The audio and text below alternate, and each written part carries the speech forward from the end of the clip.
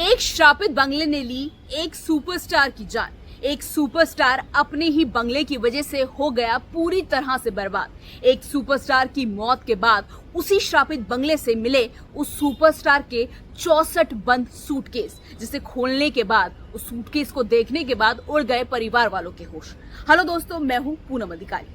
अक्सर जब भी कोई शख्स मुंबई जाता है तो वो बहुत खुश होता है, क्योंकि मुंबई में जो शाहरुख खान का बंगला है मन्नत, वो देखने को मिलेगा। अमिताभ बच्चन का जो बंगला है जलसा, वो देखने को मिलेगा। लेकिन क्या आप जानते हैं कि एक फिल्म इंडस्ट्री का बहुत बड़ा सुपरस्टार ऐसा भी था जिसके बंगले को श्रापित कहा जाता है।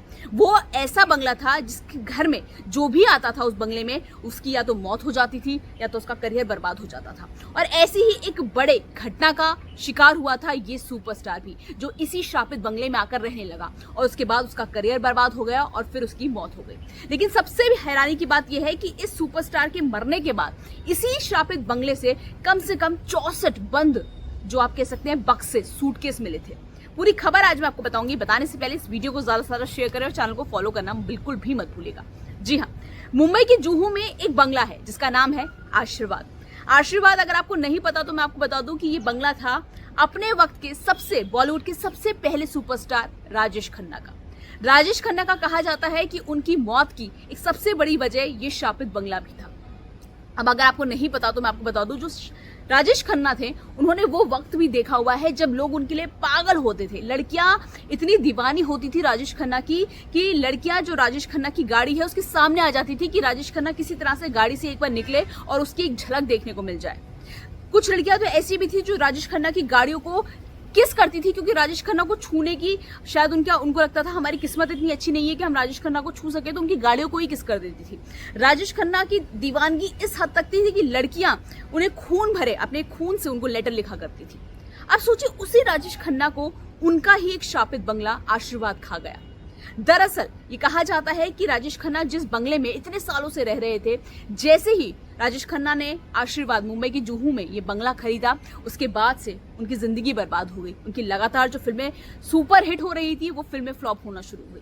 और अब एक वक्त ऐसा भी आया जब साल 2012 में उनकी मौत हो गई। लेकिन आप जानते हैं सबसे हैरानी की बात क्या है, जब सुपरस्टार राजेश खन्ना की साल 2012 में मौत हुई थी और उस मौत के बाद जब उनके सामान को रखा जा रहा था, समेटा जा रहा था, तो उसमें 64 सूटकेस मिले थे राजेश खन्ना ने, जो कि खुद राजेश खन्ना ने अपने हाथों से बंद करके ताले लगाए थे। अब सबके मन में ये सवाल था कि आखिरकार इन बक्सों में क्या है, वो भी मैं आज आपको बताऊंगी। लेकिन मैं पहले आपको ये बता देती हूँ कि उस बंगले को श्रापित कहा क्यों जाता था। दरअसल उस बंगले को श्रापित कहने की बहुत सारी वजह थी। पहली वजह ये थी कि उस श्रापित बंगले में जो भी सुपरस्टार आया था उसका करियर हमेशा बर्बाद हो गया था। सबसे पहले इस बंगले को खरीदा था भारत भूषण ने। भारत भूषण ने जैसे ही ये श्रापित बंगला यानी आशीर्वाद खरीदा तो एक के बाद एक उनकी फिल्में फ्लॉप होने लगी, उनका जो फिल्मी करियर था वो डूबने लगा और कुछ वक्त बाद उनकी मौत हो गई। जिसके बाद इस बंगले को खरीदा राजेश कुमार ने। राजेश कुमार की भी फिर फिल्में जो कि सुपर हिट हो रही थी वो फ्लॉप होने लगी, उनकी भी इसी बंगले में मौत हो गई। जिसके बाद ये बंगला खरीदा राजेश कुमार से राजेश खन्ना ने। राजेश खन्ना ने जब ये बंगला खरीदा तो इस बंगले का नाम उन्होंने बदल के आशीर्वाद रख दिया। राजेश खन्ना की जो कि सुपर हिट फिल्में, राजेश खन्ना को हमने कितनी फिल्मों में देखा है, चाहे आनंद हो, चाहे वो हाथी मेरे साथी हो, चाहे और भी आराधना हो, न जाने कितनी ही फिल्में हैं। लेकिन लगातार इतनी अच्छी अच्छी फिल्में देने के बाद अचानक से राजेश खन्ना के ने भी जैसे ही बंगला खरीदा तो उसके बाद उनकी फिल्में फ्लॉप होने लग गई और 2012 में उनकी मौत हो गई। और ये मैं नहीं कह रही, ये खुद कहना है जो राजेश खन्ना के बहुत करीबी थे, उन्होंने अपनी किताब में इस बात का जिक्र किया है।